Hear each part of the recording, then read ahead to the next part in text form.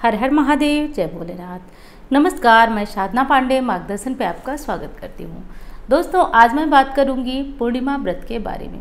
देखिए, पूर्णिमा कोई साधारण दिन नहीं है। क्या करना चाहिए, कैसे करना चाहिए, कौन कौन सी महत्वपूर्ण चीज़ों को आपको ध्यान रखना चाहिए, तो एकदम ध्यान से वीडियो में बने रहिए। देखिए, यदि भगवान की कृपा हुई तो बार बार आपसे ये बात कहती हूँ कि आप वीडियो को ध्यान से सुना करिए। भगवान की कृपा हुई तो आप अंत तक पहुँचेंगे और आप बातों को समझ पाएंगे। एक एक बात बहुत महत्वपूर्ण है, तो इस बात को बहुत ध्यान से सुनिएगा। वैसे तो हरी इच्छा के बिना एक पत्ता नहीं हिलता है, बातें तो बहुत बड़ी बात हैं, लेकिन चलिए अब वीडियो प्रारंभ करते हैं। वीडियो में जानेंगे कि वैशाख महीने में पड़ने वाली पूर्णिमा क्या करना चाहिए, कैसे करना चाहिए, ए टू जेड संपूर्ण जानकारी।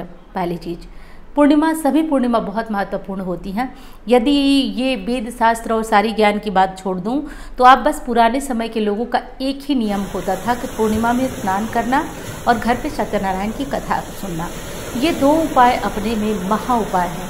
इनसे बड़ा यदि अन्य कोई उपाय किया जाए न किया जाए, इनसे बड़ा कोई उपाय नहीं होता है।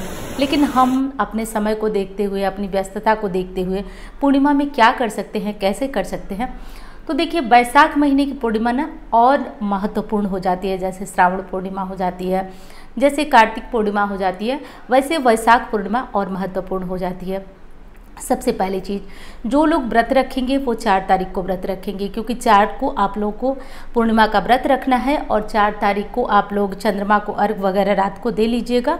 और सुबह सवेरे यदि आपकी इच्छा हो तो आप स्नान दान वाली पूर्णिमा तो वैसे 5 तारीख को होगी, तो 5 तारीख को आप पीपल की पूजा कर लीजिएगा, जो कि हमेशा आपको बताती हूँ। पीपल की पूजा जो है 5 तारीख को ही होगी, क्योंकि उदया तिथि वाली पूर्णिमा हमें 5 तारीख को मिल रही है, लेकिन व्रत की पूर्णिमा 4 तारीख को होगी। बहुत प्रश्न है कि दीदी सत्यनारायण की कथा कराना किस दिन उत्तम है। तो देखिए, जिस दिन उदया तिथि की पूर्णिमा होती है उस दिन सत्यनारायण भगवान की कथा करना या कराना बहुत ज़्यादा श्रेष्ठ होता है। अब और क्या करना है, तो सबसे पहली चीज़ जन सामान्य के लिए बता देती हूँ। सभी लोग क्या करिएगा कि सुबह सवेरे जल्दी जगिएगा। वैशाख महीने की पूर्णिमा वैसे तो मैं महीने के शुरू में बताई, फिर एकादशी से पूर्णिमा का जो स्नान होता है वो बताई, लेकिन ठीक है, यदि आप वो सब नहीं कर पाए हैं तो आप पूर्णिमा के दिन जल्दी जगिएगा, इतना जल्दी कि सूर्योदय न हुआ हो, और काले तिल और जल डाल करके आज आप नहा लीजिएगा। साबुन वगैरह मत लगाइएगा। उसके बाद क्या करना है, नहा लीजिए, सूर्य को अर्घ्य दे दीजिए और पूजा तुलसी जी की भी कर लीजिए। सब कुछ हो चुका आपका। उसके बाद घर की पूजा करिए। घर की पूजा में विशेष भगवान नारायण की पूजा होगी। कैसे, तो देखिए, सबसे पहली चीज़, यदि आप अपने घर में पूर्णिमा की कथा कराते हैं ब्राह्मण को बुलाकर, अति उत्तम, इसका तो जवाब ही नहीं है। लेकिन नहीं बुलाते हैं तो कोई निराश होने वाली भी बात नहीं है कि नहीं, आप नहीं कर पाते हैं और आप बहुत कम हो गए। आप एक अपने घर में भगवान विष्णु की कोई भी शालिग्राम जी हैं या फिर लड्डू गोपाल जी हैं या फिर भगवान विष्णु की पीतल की मूर्ति है, तो आप एक थाली में रख लीजिए और विधिवत 5 चीज़ों से स्नान कराइए। दूध, दही, घी, शक्कर, शहद, सबसे स्नान कराइए। उसके बाद स्नान कराने के बाद उनको पानी से साफ करके और उनको साफ करके अच्छा, मतलब जो भी आप आज के दिन नया कपड़ा पहनाए भगवान को, तो पीले वस्त्र उनको धारण कराइए। जो भी फूल माला है उनको चढ़ा दीजिए। उसके बाद आपकी इच्छा हो तो सत्यनारायण भगवान की कथा करें, नहीं तो ओम नमो भगवते वासुदेवाय एक माला इस मंत्र का जप करिए। साथ साथ लक्ष्मी जी की भी यदि फोटो हो तो उनको भी इसी तरह स्नान करिए, फूल माला इत्यादि चढ़ा दीजिए। ये सब हो गया।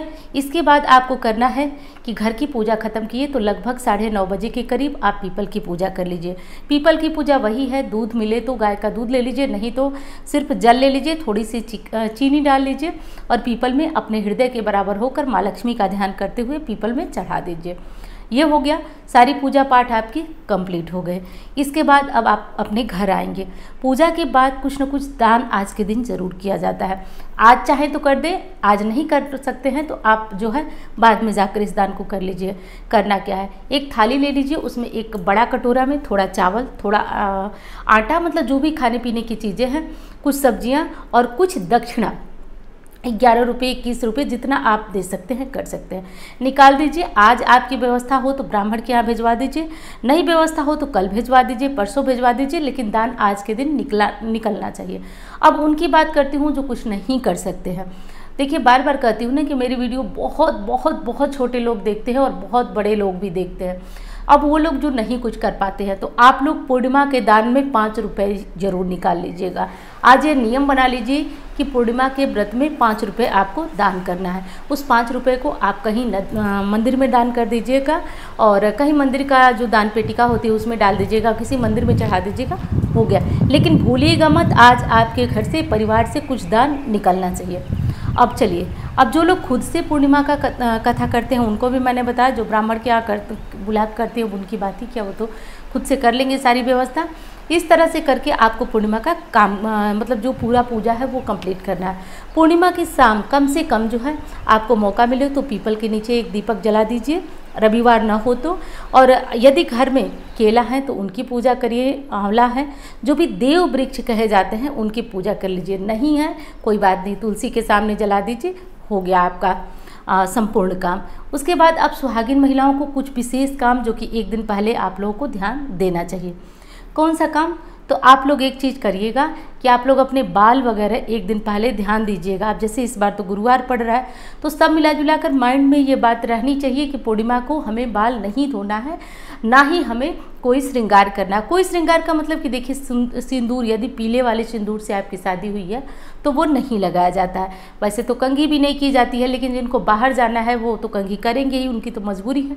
जो लोग नहीं जाते हैं बाहर, जो जिनको रहे मतलब ऐसा है कि वो बच जाएगा, तो लोग जूड़ा वगैरह करके अपना मैनेज कर लें। लेकिन जो लोग बाहर जाते हैं वो लोग कंघी कर लीजिए, इतना दिमाग अपना वो मतलब परेशान करने की ज़रूरत नहीं है। तो सुहागिन महिलाएं ध्यान दें। दूसरी चीज़ आपको कौन सा ध्यान देना है, देखिए सुहागिन महिलाएं मैंने इसलिए कहा कि आप घर की धुरी हैं। आपके ऊपर देखिए, यदि आपका पति सुखी है तो निश्चित रूप से आपको अपने पुत्र की चिंता है, पुत्र चिंता है, पुत्र सही है तो पति की है, पति सही है तो धन की है।